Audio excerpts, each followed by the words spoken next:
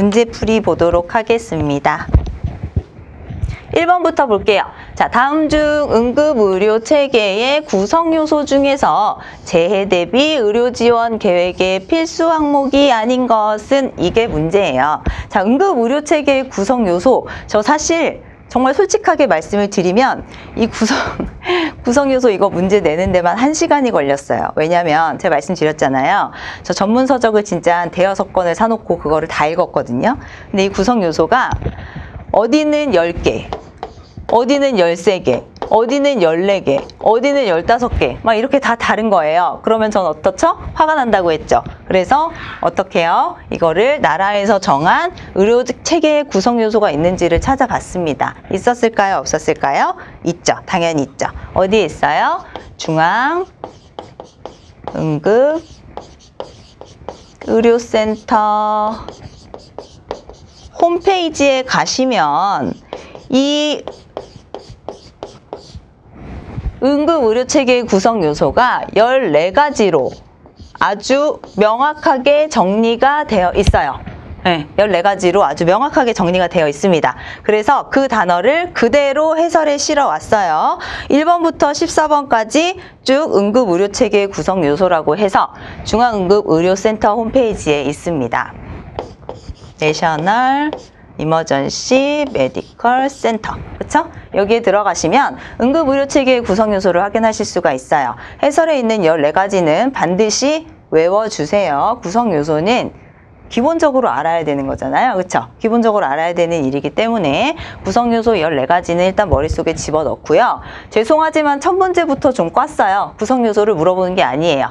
구성 요소 중에 재해 대비 의료 지원 계획의 필수 항목이 아닌 것은 재해 대비 의료 지원 계획은 응급의료 체계 구성 요소 중에 14번에 있는 겁니다. 재해 대책과의 연계, 재난 대비 계획을 어떻게 세울 거니?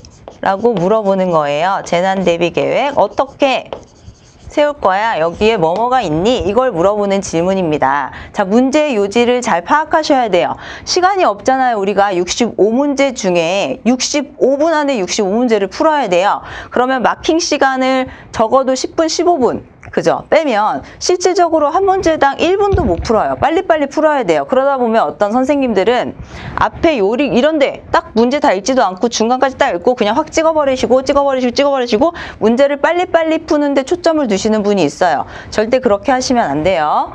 문제를 꼼꼼하게 읽으시고 그리고 답도 다 읽어보시고 제일 맞는 거를 체크하셔야 됩니다. 당연한 말씀 감사하다고 생각하지 마시고요. 진짜 시험장에 가셔서 시험 시간이 부족하면 막 이렇게 돼요. 아는 문제가 나오면 체크를 하게 되니까 문제를 끝까지 읽어보셔야 됩니다. 자, 그럼 뭐가 있어요? 의료지원계획의 필수 항목. 자, 일단 활동 지침 있고요. 그 다음에 교육 있고요.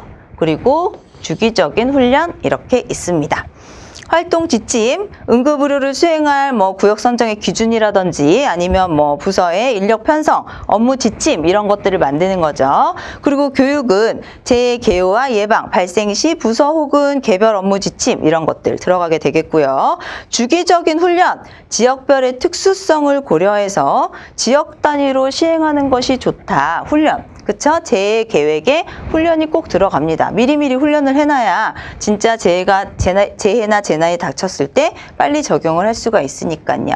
자, 마지막 4번. 상호 지원 체계는 그냥 응급의료 체계의 구성 요소 중에 하나예요. 응급의료 체계의 구성 요소 중에 하나로 한 지역의 응급의료 자원으로 해결할 수 없는 재해나 대형 사고가 발생을 하면 한 지역에서 발생하는데 걔네가 혼자서 해결을 할 수가 없어요. 그럴 때가 많겠죠. 그렇죠? 그러면 응급구조에 필요한 특수 장비가 그 지역에 부족할 때 장비만 부족하겠어요? 인력도 부족할 수 있고 여러 가지 시설도 부족할 수가 있겠죠. 그 인접한 지역에 인적과 물적 자원을 지원받을 수 있는 상호 협조 체계예요.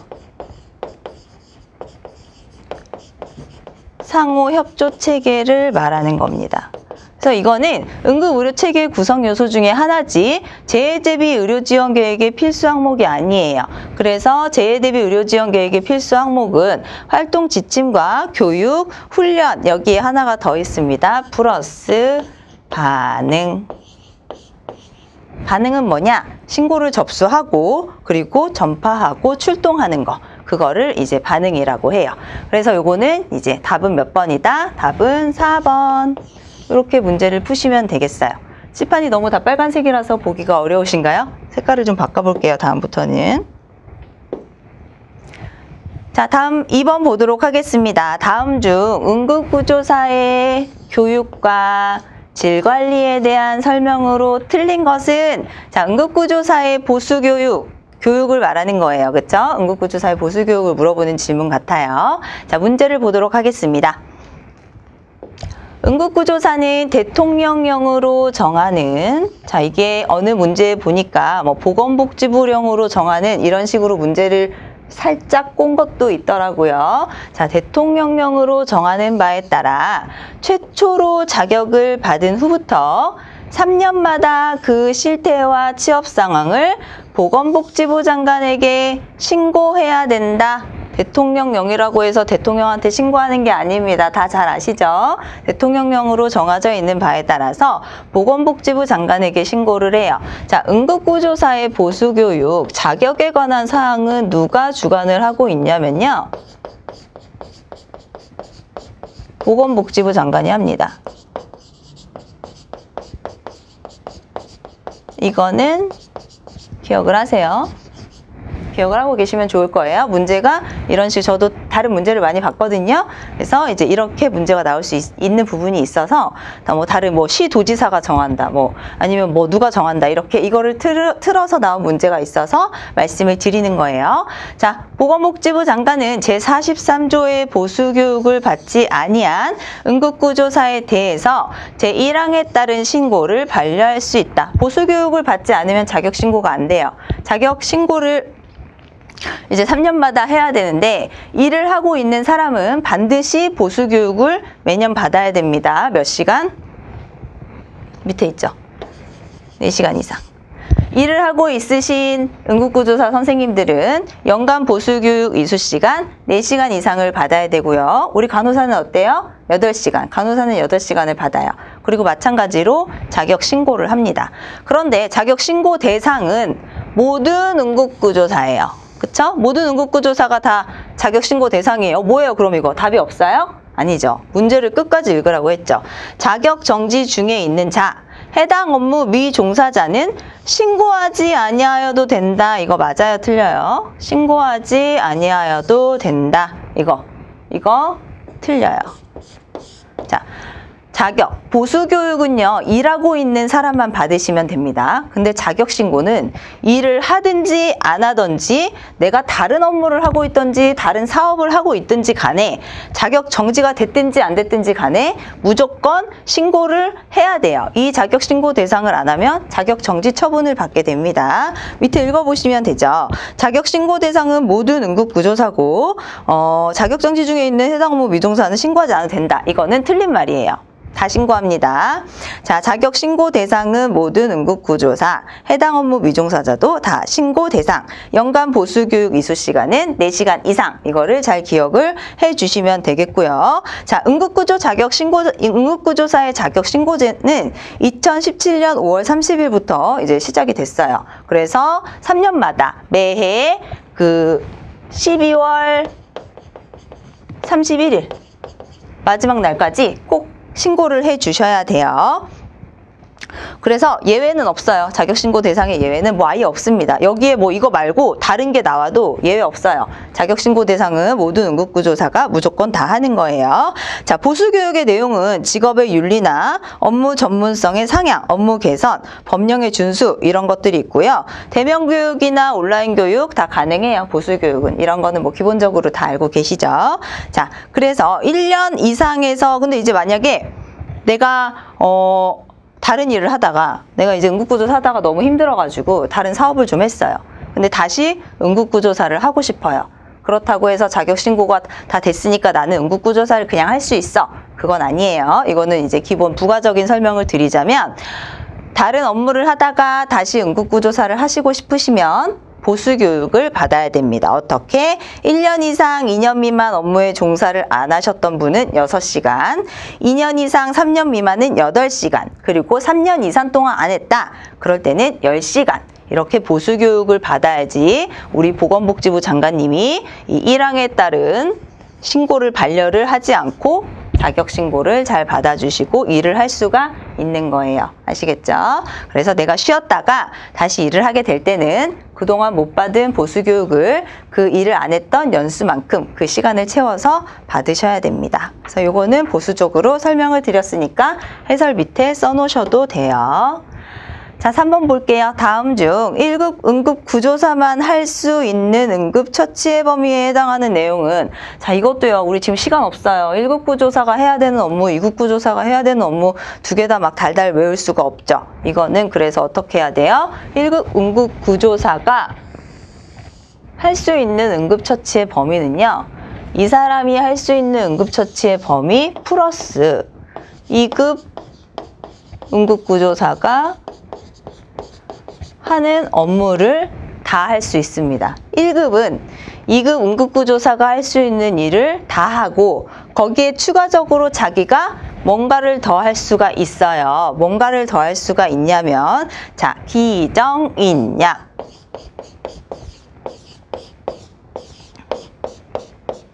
줄임말이죠. 그죠? 줄임말. 세종대왕님이 싫어하시는 줄임말. 자, 기도 확보. 그쵸? 기도 유지. 심폐소생술 시행을 위한 기도 유지를 할 수가 있습니다. 그 다음에 또 뭐 할 수 있어요? 정맥로를 확보할 수가 있고요. 그 다음에 인공호흡기를 이용한 기관, 호흡의 유지를 할 수가 있어요. 인공호흡기를 이용한 호흡의 유지. 그리고 이거 뭐예요? 약물 투여. 약물 투여를 할 수가 있습니다. 1급 구조사가 할 수 있는 일이에요. 그럼 여기서 뭐예요? 기정인약. 보세요. 기정인약. 앞에 들어간 거 답은 2번. 그쵸? 3번의 답은 그래서 2번이 되겠습니다. 그래서 요것만 외우시면 나머지는 다 2급 구조사든 1급 구조사든 같이 할 수 있는 일이에요. 1급 구조사의 업무만 외우시면 1급 구조사가 나오던 2급 구조사가 나오던 문제를 푸실 수가 있습니다. 자, 지금 시간이 없으니까 빨리빨리 포인트 있게 외우셔야지 있는 걸 그냥 그대로 정말 나는 모든 것을 다 100% 우영우처럼 달달 외우겠다 이렇게 하실 수 없어요. 아시겠죠? 포인트를 잡고 외우시면 되겠습니다. 자, 다음 중 응급구조사의 의무 중에서 비밀유지의 의무에 예외 조항이 아닌 것은, 자, 비밀 유지를 해야 되는 건 우리가 다 알아요. 그쵸? 비밀 유지해야 되는 거 우리가 다 알고 있습니다. 응급의료법의 제40조에 나와 있죠. 40조에 나와 있어요. 자, 어떻게? 응급구조사는 직무상 알게 된 비밀을 누설하거나 공개해서는 안 된다라고 되어 있고요. 1회 위반 시에는 자격정지 1개월, 그리고 2회 위반 시에는 자격정지 2개월, 3회 위반 시에는 자격정지 3개월의 처분을 받게 되어 있어요. 비밀 누설을 하면요. 그런데 예외 조항이 있대요. 이 예외 조항. 이 예외 조항이요. 응급법, 119 구조법 이런 데 다 찾아봐도 없습니다. 이 비밀 유지의 의무의 예외 조항은 어디에 있냐? 의료법에 있어요. 이거는 응급구조사의 비밀 유지의 의무의 예외 조항은요. 응급구조사뿐만 아니라 모든 의료인이 다 마찬가지예요. 모든 의료인은 환자에 대해서 있는 정보를, 개인정보를 자신의 어떤 이익이나 다른 것 때문에 절대 누설을 할 수가 없습니다. 그렇지만 이게 알려줘야 될 때가 있을 거 아니에요. 분명히 예외가 있어야 될 거 아니에요. 그래서 나라에서도 예외 조항을 만들어 놨어요. 자, 이때는 꼭 비밀을 안 지켜도 돼. 이때는 니네가 이 환자에 대한 정보를 알려줘도 돼 라고 하는 예외 사항이 있습니다. 자, 그게 언제냐? 예외 조항이 언제냐? 환자가 구두로 동의했을 때. 느낌이 좀 쎄하죠? 그쵸? 환자가 구두로 동의했을 때. 답은 일단 1번이에요. 자, 비밀 유지 의무 중 예외 조항은 환자가 동의했을 때 할 수 있어요. 비밀 유지를 지키지 않고 얘기할 수가 있습니다. 가족이나 아니면 환자가 원하는 사람에게 얘기를 할 수가 있어요. 그렇지만 이게 틀렸어요. 환자가 동의를 했다고 1번을 찍으시면 안 돼요. 구두로 동의한 거는 안 돼요. 뭘로 해야 돼요? 서면. 환자가 서면으로 동의했을 때는 비밀 유지의 의미의 예외 조항에 들어갑니다. 자, 그리고 법정에 소환됐거나 법률기관에 출두했어요. 내가 뭔가 이 환자에 대해서 뭔가 치료를 하고 했는데 알고 보니까 이 환자가 뭔가 범죄자였던 거예요. 그래서 그때 상황에 대해서 내가 증인으로 나가서 뭔가 어떤 증언을 해야 돼요. 근데 내가 비밀 유지를 지키겠다고 입을 꼭 다물고 있으면 안 되겠죠. 그거는 다른 법령에 의해서 예외가 됩니다. 법정에 소환됐거나 법률기관에 출두 명령을 받았을 때도 예외 사항이 돼요. 자, 그리고 담당 간호사와 의사에게 인계할 때 당연히 말해야죠. 그렇죠? 내가 뭘 했는지, 이 환자한테 뭘 했는지, 이 환자 사정해봤더니 이 환자 병력이 이렇더라, 이 환자가 가지고 있던 질병이 이렇더라, 이런 거 당연히 인계할 때 얘기해야 되겠고요. 그리고 의료보험의 청구 양식을 써야 할 때 이게 뭐냐면 의료보험과 관련된 문제를 해결할 때 의료법과 관련된 청구 양식을 써야 할 때 이럴 때도 예외 조항이 됩니다. 여기에 플러스 질 향상 또는 질향상 또는 응급의료기관, 응급처치와 관련해서 타 보건의료 제공자와 상의할 때 응급처치와 관련해서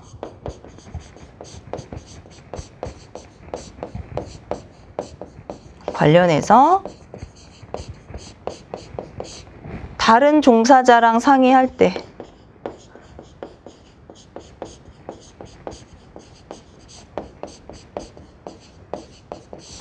이때도 예외 조항이 돼요. 추가로. 아시겠죠? 그래서 요 조항을 잘 알고 계시면 되시겠고요. 그리고 환자가 동의를 했을 때만 보고 요런 거에 빠져드시면 안 돼요. 동의했다고 다 환자가 본인이 동의했으니까 이거는 되겠지 하시면 안 됩니다. 반드시 서면 기억해 주셔야 돼요. 아시겠죠? 요런 거에 자꾸 넘어가시면 안 돼요. 문제 흔들리시면 안 됩니다. 자, 다음 응급구조사의 윤리.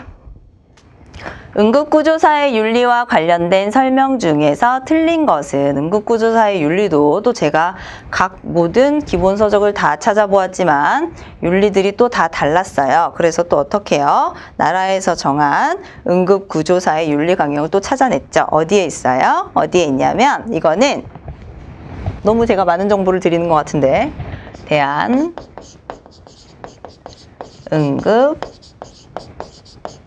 응급구조사 협회 여기에 이 윤리 강령이 쭉 나와 있습니다. 해설해 보시면 1번부터 10번까지 나와 있죠? 그쵸? 1번부터 10번까지의 윤리가 있어요. 자, 1번부터 읽어볼게요. 응급구조사는 모든 사람들이 스스로의 존엄과 가치를 존중받고 행복을 추구할 권리를 보장받도록 사회 안전망의 구성원으로서 언제 어디에서나 필요한 응급처치를 공정하게 시행한다. 이거 맞아요. 그쵸? 공정하게 시행한다. 자, 응급구조사는 응급환자와 보호자의 판단에 따른 합리적 또는 불합리하고 비윤리적인 요구에 대해서도 존중해야 한다. 약간 느낌이 세하죠. 그쵸? 답은 2번입니다. 일단. 왜요? 응급환자와 보호자의 판단에 따른 합리적 요구는 존중을 해줍니다. 그렇지만 이 비윤리적이고 불합리한 요구에 대해서는 안 된다고 얘기를 해야 돼요. 모든 것을 다 들어줄 순 없어요. 뭔가 법적에 위반이 되고 비윤리적이고 불합리한 것을 계속 응급구조사에게 요구를 한다. 그럴 때는 그 의견을 존중해서 그것을 다 들어주는 것이 응급구조사의 윤리가 아닙니다. 윤리가 뭐예요? 올바른 것을 지키는 거지 착한 게 아니잖아요. 그쵸? 해달라는 것을 다 해주는 게 아니에요. 윤리는. 그렇기 때문에 답은 2번. 자, 3번. 응급구조사는 모든 형태의 범죄와 학대, 방임, 유기 가능성에 대해 주의를 기울이고 피해를 막기 위해 환자 격리, 상부 보호, 경찰 신고 등의 필요한 조치를 바로 한다. 그쵸? 맞죠? 응급구조사는 응급환자와 보호자의 사생활을 존중하며 알게 된 모든 사실에 대해서 비밀을 유지하고 그리고 관련자에 한해서 필요한 정보를 나눈다. 이거는 맞습니다. 아까 말했죠. 모든 것을 다 비밀을 지킬 필요는 없어요. 비밀을 지키는 것은 맞지만 예외 조항이 있었어요. 필요한 정보를 나눌 수 있는 예외 조항이 있었습니다. 그렇기 때문에 아니 비밀을 무조건 유지해야지 어떻게 필요한 정보를 나눌 수 있어? 4번 이렇게 체크하시면 안 되는 거예요. 답은 2번입니다. 자, 6번 의료지도에 대한 설명으로 틀린 것을 볼게요. 자, 이제 우리 여러분들이 이미 지금 이 시점이 되면 어느 정도의 기본 이론은 다 공부를 하셨을 거라고 저는 굳게 믿어요. 그쵸? 공부를 하셨죠? 자, 의료지도는 두 가지가 있어요. 간접 의료지도 그리고 직접 의료지도. 자, 직접 의료지도는 뭐예요? 의사가 직접 통신이나 아니면은 뭐 캠이나 이런 것들로 직접 이렇게 의료를 지도를 해주거나 아니면은 병원 전 단계에 현장에 같이 나가거나 하는 것을 직접 의료 지도라고 합니다. 그럼 간접 의료 지도는 뭐예요? 뭐 교육 훈련 아니면 질평가 그리고 지침의 개발 그런 것들을 이제 간접 의료 지도라고 하죠. 그거에 대한 설명으로 틀린 걸 물어보는 게 아니에요. 또 여기에 넘어가시면 안 됩니다. 밑에 지문을 읽어보시면 이 문제는 뭐냐면 의료 지도를 받았을 때 이 의료 지도를 받은 걸 기록지에 어떻게 기록할 거야 라는 것이 이 문제의 포인트입니다. 자, 그래서 문제를 읽어볼게요. 의료 지도가 연결된 경우에는 연결해. 의료 지도가 필요하여 연결을 시도했는데 연결되지 않은 경우에는 미연결에 기록한다 라고 되어 있어요. 그쵸? 이거는 근데 맞는 대로 써야겠죠. 연결이 됐으면 연결을 하고 사실 이 연결되지 않는 경우를 굉장히 최소화하려고 계속 통신 쪽 체계를 계속 소방청과 나라에서 개발을 하려고 해요. 그쵸? 그렇지만 사람이 하는 일이고 통신이 전파다 보니까 이게 연결되지 않는 경우도 이렇게 있어요. 그쵸? 필요해서 요청을 했는데 연결되지 않는 경우도 있습니다. 이럴 때는 미연결에 기록하는 게 맞아요. 자, 의료지도 요청 시간과 요청 방법 그리고 의료지도 기관은 연결이 된 경우에 기록을 한다. 그쵸? 이거는 뭐예요? 답이 어떨 것 같아요? 답이 어때요? 답이 틀렸어요. 자, 틀린 거를 찾는 거죠. 지금 제가 여기서 설명을 하나를 더 드리면 이거는 저의 팁이에요. 꼭 여러분들이 안 해도 됩니다. 이제 이런 국시나 아니면 자격증 시험을 물어보면 보통 문제가 두 가지로 나와요. 세 가지로 나오죠. 아이고. 잠깐만. 펜. 문제가 세 가지로 나와요. 자. 고르시오. 모두 고르시오. 옳은 것은 그리고 틀린 것은. 이거 저의 팁이에요. 꼭 이렇게 하라고 말씀드리는 거는 아닙니다. 자, 이렇게 세 가지가 나와요. 그래서 문제를 막 정신없이 풀다 보면 어느 순간 내가 지문을 읽다가 내가 지금 옳은 거를 고르고 있는 거야? 틀린 거를 고르고 있는 거야? 막 헷갈리면서 문제를 다시 읽어야 될 때가 있어요. 저만 그런가요? 아무튼 저는 그래서 이거를 문제를 읽을 때 체크를 해놓습니다. 틀린 것은 이라고 하면 틀린 것에다가 X표를 쳐놔요. 그럼 문제를 읽다가도 위에를 보면 내가 지금 틀린 걸 찾고 있구나. 맞는 것을 할 때는 동그라미를 쳐놔요. 문제를 읽다가 내가 지금 맞는 거를 찾고 있구나. 왜냐하면 문제에 어떤 이런 해설들이 이렇게 길게 나오거나 비슷비슷한 단어로 나올 때는 이걸 내가 갑자기 멍해질 때 너무 긴장하고 있는 상태이기 때문에 내가 지금 맞는 걸 찾는 거야, 틀린 걸 찾는 거야 막 이렇게 할 때가 있거든요. 그래서 저는 이렇게 체크를 해놓습니다. 자, 그래서 이제 갑자기 다른 쪽으로 빠졌는데 1번은 맞고요. 1번은 요건 맞아요. 자, 2번 의료지도 요청시간 방법 의료지도 기관은 연결이 된 경우에 기록한다. 이거는 틀렸어요. 이거는 요청 시간과 요청 방법, 의료지도 기관 어디다가 내가 요청을 했고 어떻게 시도를 했고 했는지는 작성을 하는 거예요. 연결이 되든지 안 되든지. 그래야지 내가 의료지도를 신청한 게 기록에 남잖아요. 근데 이제 그게 뭐 미연결이 됐다 아니면은 뭐 그게 어떻게 됐다라는 것들이 되는 거죠. 그러니까 언제 시간을 했냐, 언제 전화를 했냐, 또 너는 어떤 통신 방법을 썼냐 이런 것들을 기록으로 남기려면 자, 연결이 되든지 안 되든지 이것은 기록을 하는 게 맞습니다. 그래서 일단 답은 2번이에요. 자, 의료지도 의사의 성명은 의료지도를 요청해서 연결된 경우에만 기록한다. 이건 맞죠? 의료지도를 해주신 분이 있어야지 이제 의료지도를 요청해서 연결된 경우에 기록을 하는 거죠. 성명을. 그래서 이거는 답이 맞아요. 자, 의료지도 기관은 의료지도 의사의 소속 기관이 아닌 수행 장소를 기록한다. 자, 이거는 무슨 말이냐면요. 의료지도 의사가요. 의료지도 의사가 두 개로 분류가 됩니다. 두 가지로. 어떻게? 하나는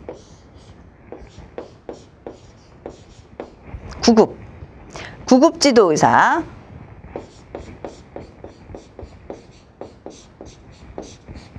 그리고 다른 하나는 누구예요? 다른 하나는 직접 의료지도 의사. 직접 지도의사.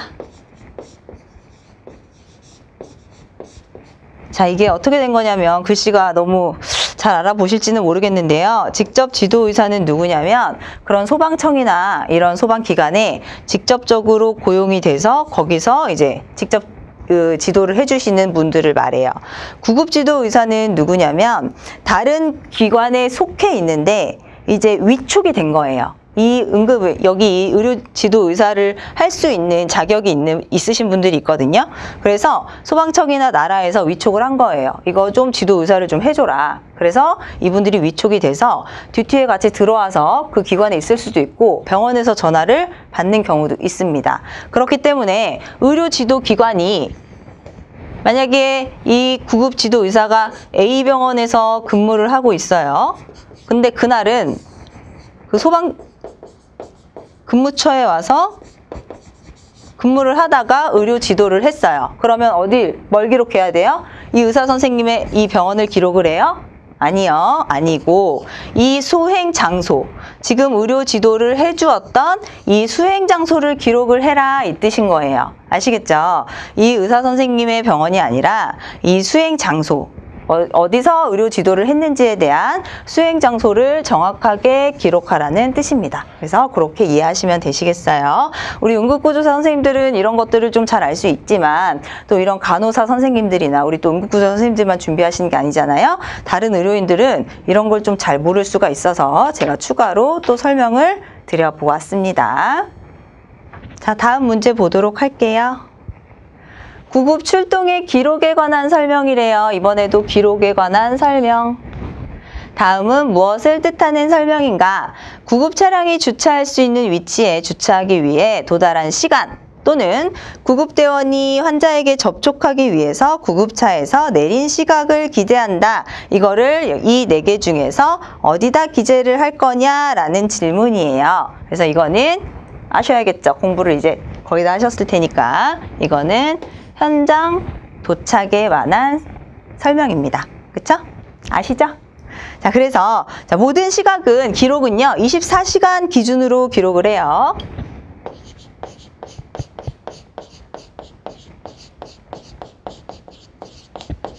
로 기록을 해요.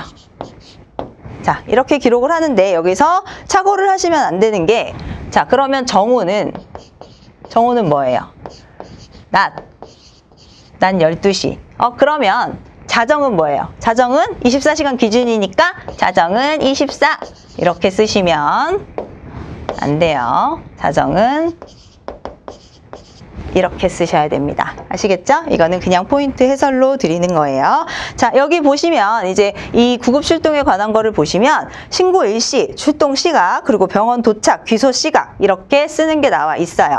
출동 시각은 안전센터에서 구급차가 출동한 실제 시각을 기록을 하면 되고요. 환자 접촉은요. 환자 접촉은 현장 도착한 다음에 차량에서 도보로 이제 환자한테 가야 되잖아요. 근데 이거는 환자한테 실질적으로 접촉했을 때 쓰는 거예요.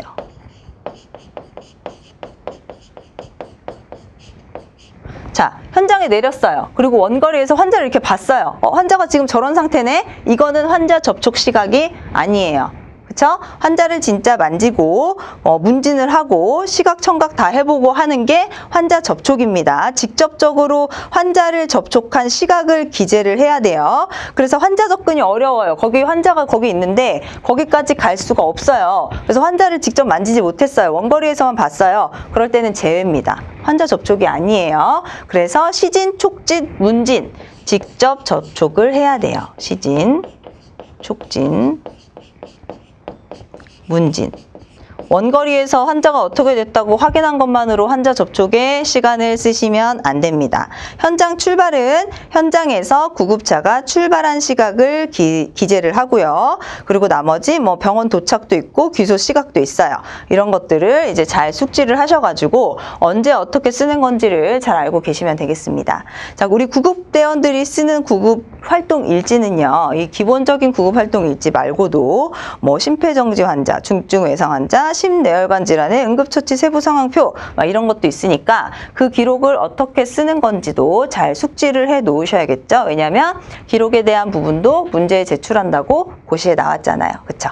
저는 기본적인 정말 딱 스탠다드한 구급 출동의 기록, 구급에 관한 기록, 구급 활동에 관한 기록, 구급 일지에 관한 기록에 대해서 문제를 가지고 왔는데 다른 것들도 중요하게 기록에 나올 수가 있으니까 다른 기록도 어떻게 작성을 하는 것이 옳은 것인지 잘 알고 있으셔야 돼요.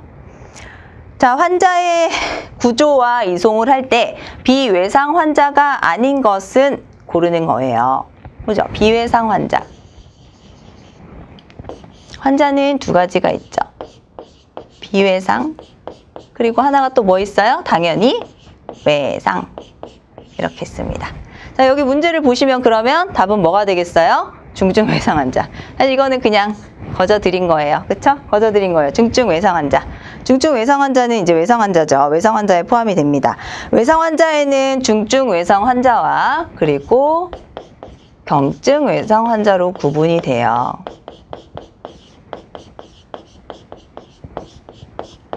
나머지는 헷갈리지 말라고 말씀을 드릴게요. 자, 비외상 환자는 중증 응급 환자와 경증 응급 환자가 일단은 확실하게 비외상 환자로 분류가 되는데요.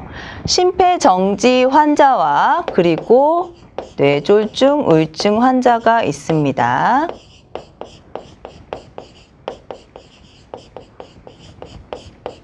이거는 사실 비외상 환자인데 이 두 가지에 조건이 있어요. 무슨 조건? 물리적인 힘이 없을 때.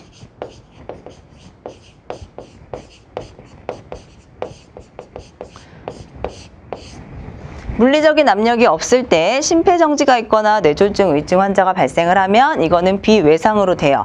그런데 어떤 물리적인 충격에 의해서 심폐정지가 왔거나 뇌졸중이 왔다라고 하는 것은 외상 환자로 분류가 됩니다. 그런데 보통 이제 물리적인 압력이 없을 때를 물어본 거기 때문에 답은 1번으로 하시면 되세요. 자, 외상은 외부적 요인에 입게 되는 부상으로 물리적 손상에 의해서 입게 되는 손상을 말을 하고요. 구조와 이송을 할 때는 이송 대상 기관을 선정을 해야 돼서 외상 환자와 이렇게 비외상 환자로 나뉘게 되는 거예요. 그쵸? 그거 책에 다 알고 계시죠?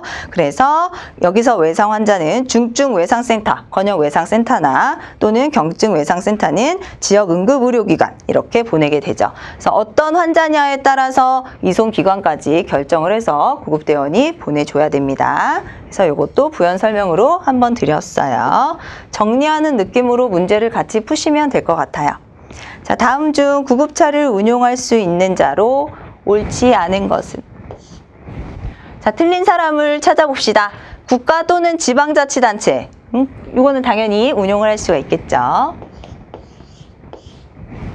응급환자의 이송을 목적 사업으로 하는 영리법인. 이것도 앞에만 읽어보면 맞아요. 그런데 한 글자가 틀렸어요. 뭐가 틀렸어요? 영리법인 안 돼요. 비영리법인이어야 됩니다. 앞에 내용만 읽어보시고 또 다른 거 찍으시면 안 돼요. 자, 그리고 의료법에 따른 의료기관 맞죠? 의료기관에서도 구급차 운용을 할 수가 있고요. 응급환자 이송업에 허가를 받은 자 당연히 운용을 할 수가 있겠죠. 그렇죠? 구급차에 대한 법률은 응급의료법 제44조에 나와 있고요. 여기에 나와 있는 운용자를 그대로 예시에 넣은 거예요. 44조에 나와 있습니다. 그리고 이거 나는 구급차 운용에 대해서 조금 더 자세하게 보고 싶다라고 하시면 그 보건복지부에서 나온 구급차 관리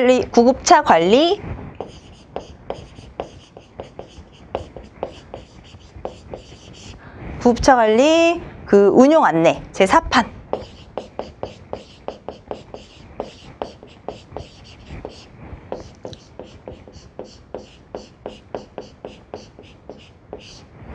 보건복지부에서 만든 거 있어요.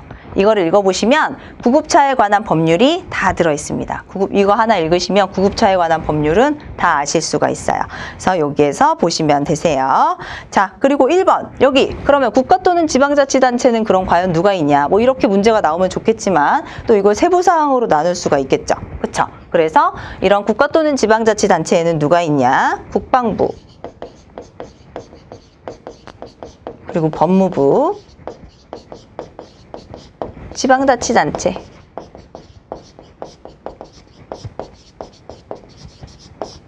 이런 사람들을 국가 또는 지방자치단체라고 합니다. 아시겠죠? 자, 그리고 우리나라의 비영리법인 이거 다 보너스 설명이에요. 비영리법인 응급환자 이송을 목적사업으로 하는 허가받은 비영리법인은 우리나라의 서울시 소관 대한구조봉사회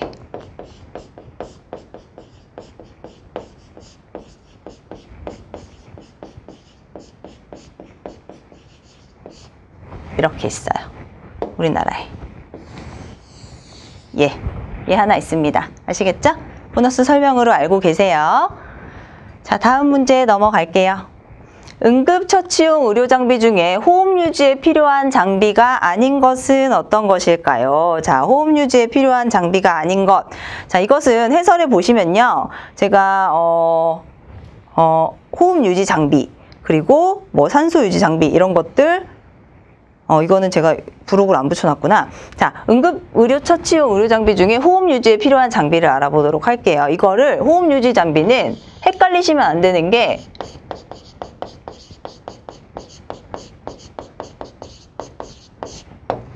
기도유지 장비랑 헷갈리지 마세요. 비슷하거든요. 호흡유지, 기도유지, 그쵸? 그래서 이게 기도였나 호흡이었나 막 이렇게 헷갈릴 수가 있어요. 그래서 응급처치용 의료장비는 기도유지가 있고 호흡유지가 있어요. 그래서 여기에 이 두 개를 헷갈리면 안 됩니다. 자, 아닌 거 찾아볼게요. 성인용, 소아용, 산소용 마스크 맞죠? 이거 맞아요. 백밸브, 비강 캐뉼라, 안면, 그리고 비제 호흡할 수 있는 성인용, 소아용 산소 마스크는 호흡 유지가 맞습니다. 자, 흡입용 튜브 뭐예요? 흡입용 튜브. 흡입용 튜브는 석션, 카테타,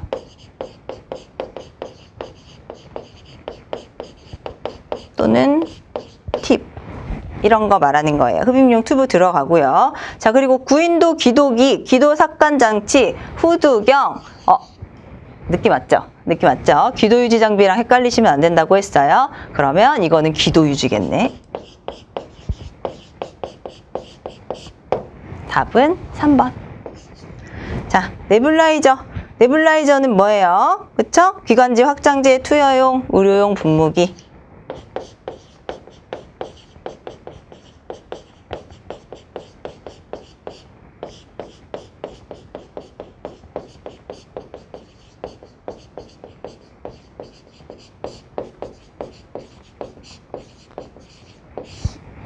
이렇게 되어 있습니다. 그래서 밑에 해설에 보시면 호흡 유지 장비가 쭉 나와 있어요. 뭐 자동식 산소 소생기, 의료용 분무기, 전동식 의료용 흡인기, 휴대용 인공호흡기, 호흡량 측정기, 흡입용 튜브. 이게 호흡 유지 장비에 들어가 있으니까 이것도 꼭 알고 계셔야 돼요. 고르는 문제가 나올 수 있습니다.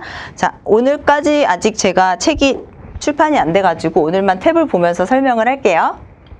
PPL이 아니니까 의심하지 마시고요. 자, 11번 보시도록 하겠습니다. 다수의 환자 발생에 대한 조치 계획의 수립 중 포함되지 않는 사항을 보도록 할게요. 다수의 환자 발생. 자, 응급의료 인력 장비 및 시설의 편성과 활용, 그리고 관계기관의 협조 체계 구축, 그리고 응급의료 활동 훈련, 적절한 인명 구조와 응급처치 이렇게 돼 있죠. 자, 이거는 응급의료에 관한 법률 시행령 제10조에 나와 있습니다. 제가 말씀드렸죠? 시행령, 시행규칙, 그리고 매뉴얼에서 문제를 많이 출제했다고 했어요. 저는 딱 떨어지는 답을 좋아해서. 자, 응급의료에 관한 법률.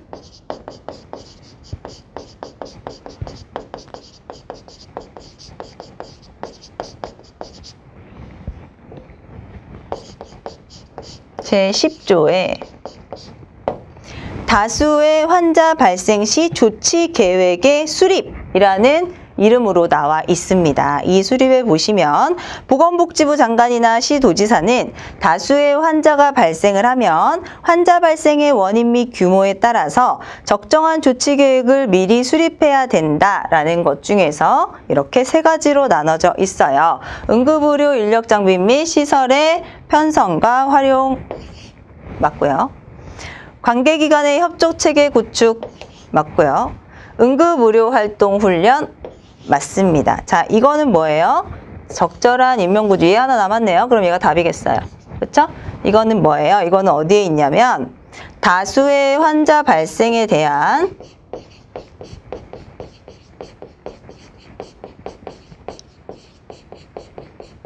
인명구조와 응급처치에 관한 내용이에요.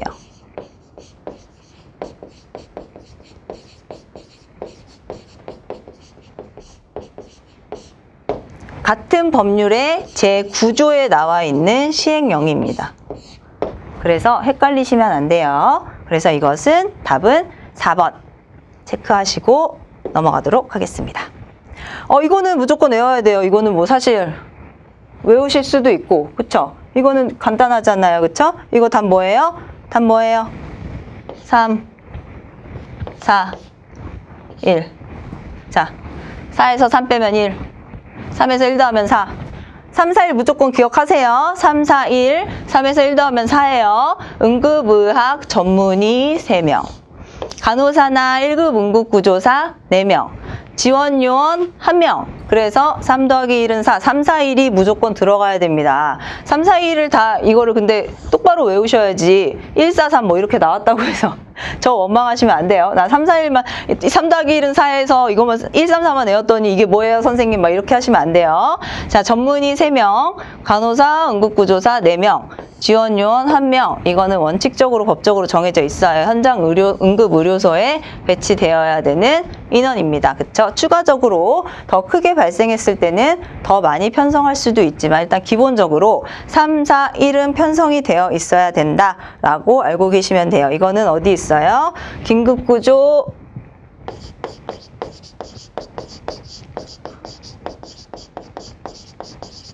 법령 다 써드릴게요. 따로 공부할 시간 없으시니까.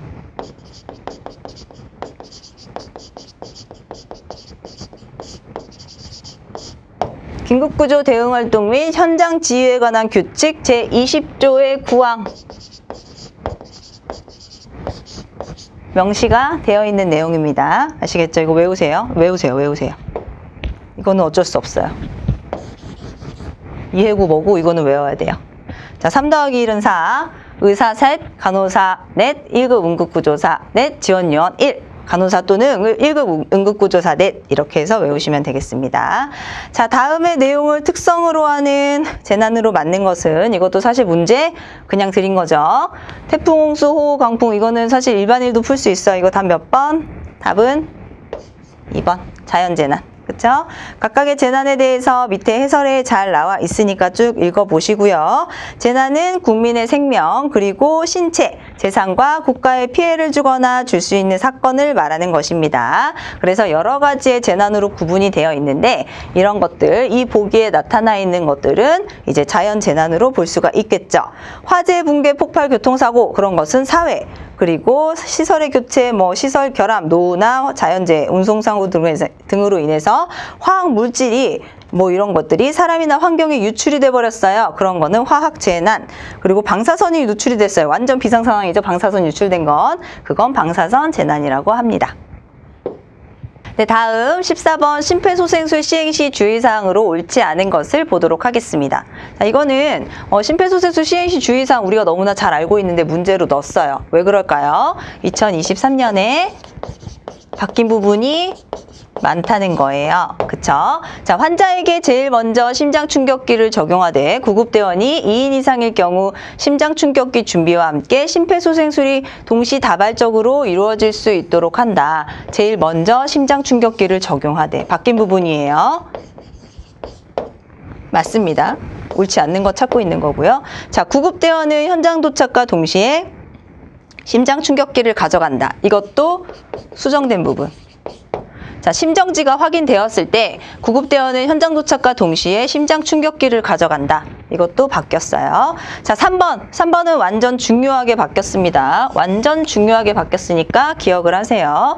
자, 기본 소생술팀은 최소 6분, 그리고 전문 소생술팀은 10분까지 시행을 하고 시행을 한 다음에 처치 시간과 추가적 응급처치는 지도의사의 의료지도를 받아서 처치 후 이송할 수 있다. 이거 바뀌었으니까 6분과 10분 잘 기억을 하세요. 아시겠죠? 자, 4번 흉골 어디예요? 스터넘이죠. 스터넘의 아래쪽 절반 부위를 6cm 깊이를 초과해서 분당 100에서 120회 정도 속도로 빠르게 압박하며 압박 후에 충분히 이완될 수 있도록 한다. 밑에 말은 다 맞아요. 분당 100에서 120회 정도 속도로 빠르게 압박하는 거 우리 다 알고 있고요. 압박 후에 충분히 이완될 수 있게 하는 거 맞고요. 스터넘 아래쪽 절반 부위 맞습니다. 그럼 뭐가 틀렸을까요? 이 6cm가 틀렸죠. 답은 뭐예요? 5cm. 5cm 깊이를 누르고요. 6cm를 초과하면 안 돼요. 그래서 답은 몇 번? 답은 4번. 이렇게 문제를 푸시면 되겠습니다. 자, 다음 넘어갈게요. 자, 15번 객혈에 관한 설명 중 옳은 것을 고르시오. 객혈. 기침 시 선홍색의 거품을 동반한 출혈. 이거 맞죠? 그쵸? 그리고 객혈 뭐예요? 기관지염이 가장 큰 원인으로 폐렴이나 폐뇨한 폐암 등의 원인이 있는 거죠. 그래서 성대 아래 하부기도 질환에 의해서 혈액이 배출되는 걸 객혈이라고 해요. 그래서 기침을 하게 되면 선홍색의 거품을 동반한 출혈이 발생을 합니다. 옳은 것을 고르는 거예요. 자, 대량 객혈은 하루에 24시간 동안 100에서 600ml의 이제 양을 객혈을 말한다. 이거 맞아요? 틀려요? 맞아요. 대량 객혈은 하루 24시간 동안 100에서 600ml 양. 되게 많은 거죠. 입에서 나오는 건데 100에서 600ml면 굉장히 많은 겁니다. 자, 기침 시 검붉은 색의 거품이 없는 출혈. 여기 위에랑 좀 다르죠? 근데 기억이 맞았어요. 그럼 디귿은 뭘까요? 이건 토혈을 말하는 거예요. 그래서 얘는 틀렸죠. 자, 시간당 150ml 정도의 속도로 객혈이 나오면 질식의 위험이 발생을 하기 때문에 기도를 유지하는 것이 중요하다. 시간당 150ml 정도면 굉장히 많은 양이기 때문에 기도 유지가 중요합니다. 질식의 위험이 발생을 하니까요. 자, 속도보다 전체적인 양이 더 중요하다. 이거를 헷갈리지 마세요. 객혈을 많이 하는 게 중요한 게 아니에요. 더 위험한 요인이 아니라 속도가 중요합니다. 자, 시간당 150ml의 속도로 객혈이 되게 되면 이거는 완전히 응급 상황이에요. 그래서 이거는 호흡부전이나 쇼크를 동반하는 완전 중증이기 때문에 가까운 지역 응급 의료센터 이상의 의료기관으로 이송을 해야 되는 거예요. 하루 전체적인 양이 문제가 아니라 1시간, 시간당 얼마가 나왔냐, 얼마나 많이 하고 있냐, 지금 이 시간당 얼마나 많이 하고 있냐, 속도를 보는 겁니다. 그래서 속도보다 전체적인 양이 중요한 게 아니라 전체적인 양보다 속도가 더 중요합니다. 그래서 그렇게 알고 계시면 되세요. 넘어갈게요. 절단 시 절차 방법 중 틀린 것은 자, 절단된 조직을 생리식염수로 세척한다. 밀폐 용기에 젖은 거즈로 감싼 조직을 넣는다. 왜 젖은 거즈로 감싼 조직을 넣어요? 건조한 거즈로 감싸게 되면 조직이 손상될 수가 있어요. 그 거즈가 같이 말라붙어 버리거나 조직에 이제 피나 이런 것들이 있을 수 있겠죠. 물기가 있을 수 있겠죠. 수분을 흡수하면서 거즈가 달라붙어 버릴 수 있기 때문에 이걸 떼면서도 손상이 있고 조직 자체에서도 손상이 있기 때문에 젖은 거즈로 감싼 조직을 넣습니다. 자, 그러면 절단 조직을 생리식염수를 적신 후 물이 흥건한 거즈를 사용해서 감싼다. 오케이, 젖은 거즈라고 했으니까 물을 좀 잔뜩 넣어서 흥건한 거즈로 감싸야 되겠다. 이거 틀려요.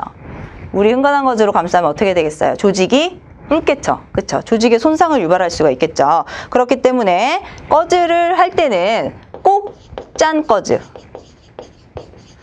흥건한 거즈 안 돼요. 꼭 짜서 물기가 있는 거즈로 감싸는 거지 흥건한 거즈 안 됩니다. 자, 밀폐 용기를 얼음물에 담그거나 얼음 주머니로 감싼다. 이제 부패와 조직의 손상을 막기 위해서 얼음물에 담그거나 얼음 주머니로 감싸게 되는데 이 얼음물이나 얼음 주머니에 또 조직을 그냥 넣게 돼서 직접적으로 얼음에 닿을 경우에는 또 조직의 손상이 일어날 수 있어요. 그렇기 때문에 얼음물에 담그거나 얼음 주머니로 감쌀 때는 이 얼음에 직접적으로 닿지 않게 해주셔야 됩니다. 아시겠죠? 그래서 답은 3번.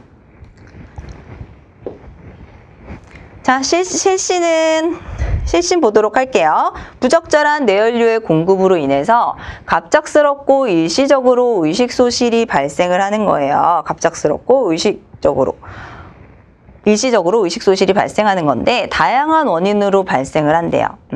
다음 중 실신의 응급처치 시 주의사항으로 옳지 않은 것은 자, 1번 의식이 있는 환자, 의식이 있대요. 환자가 의식이 있어요. 의식이 없는 환자가 있고 의식이 있는 환자가 있겠죠. 의식이 있는 환자에게 경구로 수분을 섭취하게 한다. 틀린 거 고르는 거죠. 이거는 틀렸어요. 이게 답이에요. 추가됐어요.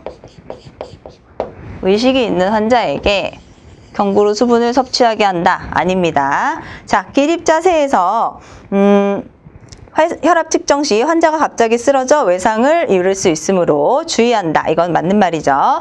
두부 경추 손상 확인을 시행한다. 맞고요. 심각한 실신, 심장성 저혈량성 쇼크를 구별하는 것이 중요하다. 맞죠? 그쵸? 의식이 있는 환자의 경우에도 절대 경구로 어떠한 것도 공급하지 않는다는 건 2023년에 개정이 된 겁니다. 그래서 이것도 기억을 하고 계셔야겠죠.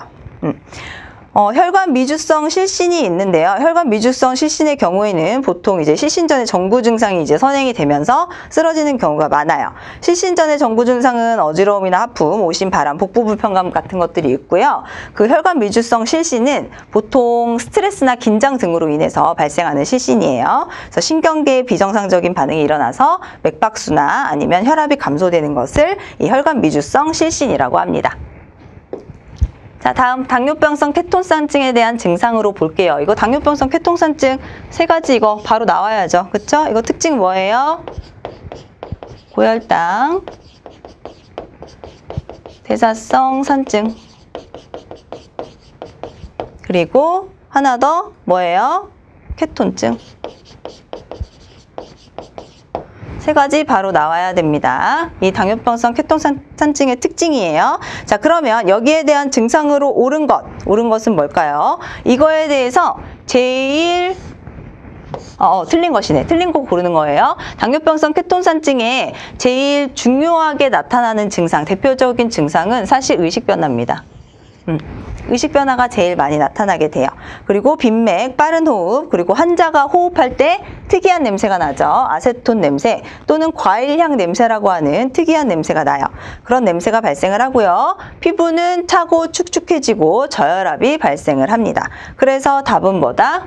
답은 뭐예요? 느린 호흡이 아니고 빠른 호흡이 되겠죠. 그쵸? 넘어갈게요.